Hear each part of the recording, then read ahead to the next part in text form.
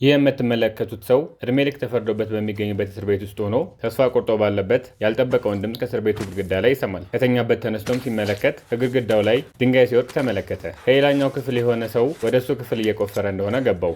እሱም በፍጥነት የሚመገበትን ማንኪያ አንስቶ መቆፈር ጀመረ። በመሃላቸው የሚገኘውንም ድንጋይ ሲፈነቅለው የሆነ ሽማግሌን ተመለከተ። ታሪኩ የሚጀምረው ትንሽ ቀደም ብሎ ነው። ይህ ሰው ኤድመንድ ይባላል። በጣም ሀብታምና ታዋቂ የሆነ የባህር ላይ ነጋዴ ነው። ረዥም የባህር ላይ ጉዞ ተመልሶም መርሴዲ የምትባል ሴት ሊያገባ ይሰናዳል። ታዲያ በዚህ ሰዓት ሊያገባት የነበረችውን መርሴዲን የተመኘ ሌላ ባለሀብት ከሌላ ሙሰኛ አቃቢ ሕግና ዳኛ ጋር ተመሳጥሮ በሰርጉ ቀን የሽብር ጥፋት እንደሰራ አስመስለው የእድሜ ልክ እስር እንዲፈረድበት ያደርጋሉ። በሰርጉ ዕለት ለዛውም ባላጠፋው ጥፋት በውቅያኖስ በተከበበ ደሴት ላይ ወደሚገኝ በጥብቅ ወደሚጠበቅ አስፈሪ እስር ቤት ይወረወራል። በዚህ እስር ቤት ውስጥ የታሰሩ ታሳሪዎችም ሁሉም እድሜ ልክ የተፈረደባቸውና ከእስር ቤቱም የሚወጡት በእድሜ ወይም በበሽታ ህይወታቸው ሲያልፍ ብቻ ነው። በቀን 3ም ምግብ ወደታች ይወረወርላቸዋል። በግድግዳ በኩል ባለ ቀዳዳም በቀን ለ5 ደቂቃ ብቻ የፀሐይ ብርሃንን ያገኛሉ።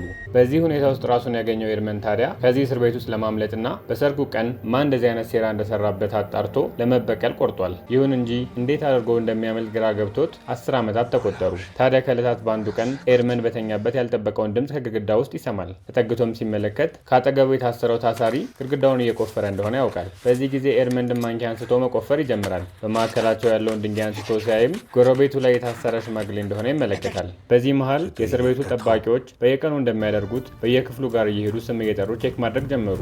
ጠባቂዎቹ ሁሉንም ጠርተው ከጨረሱ በኋላ ነበር ኤድመንድና ሽማግሌው በመካከላቸው ያሉትን ሁሉንም ድንጋዮች አንስተው የጨረሱት። እንደጨረሱም ሁለቱ መገናኘት ቻሉ። በዚህ ጨለማ እስር ቤት ውስጥ ከገቡ በኋላ ከክፍላቸው መውጣት ስለማይችሉ ለመጀመሪያ ጊዜ ነው ከ10 ዓመታት በኋላ ሌላ ሰው በአካል ያገኙት። በዚህ ሰዓት ሁለቱም በደስታ ተቃቅፈው ተሳሳሙ።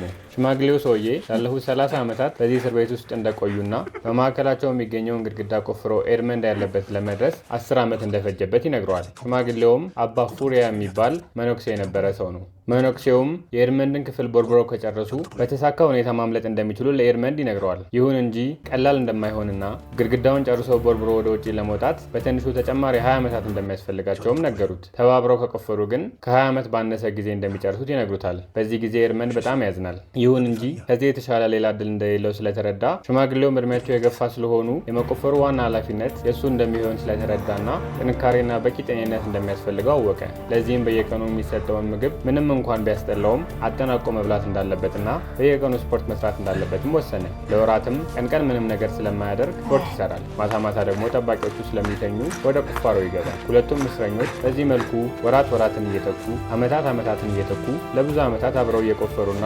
ወዳኝነታቸው እየጎለበተ ሄደ። በቀናትም መሃል በምን ምክንያት እንደታሰሩ እያነሱ መጫወት ጀመሩ። ኤድመንድ በሰርጉ ቀን እንደታሰረና ለመታሰሩ ምክንያት የሆነውን ወንጀል ማን በሴራ እንደወነጀለው እንደማያውቅና ከዚህ እስር ቤት ሲያመልጥ መጀመሪያ የሚያጠራው ነገር ይሄንን እንደሆነ ለሽማግሌው ይነግራቸዋል።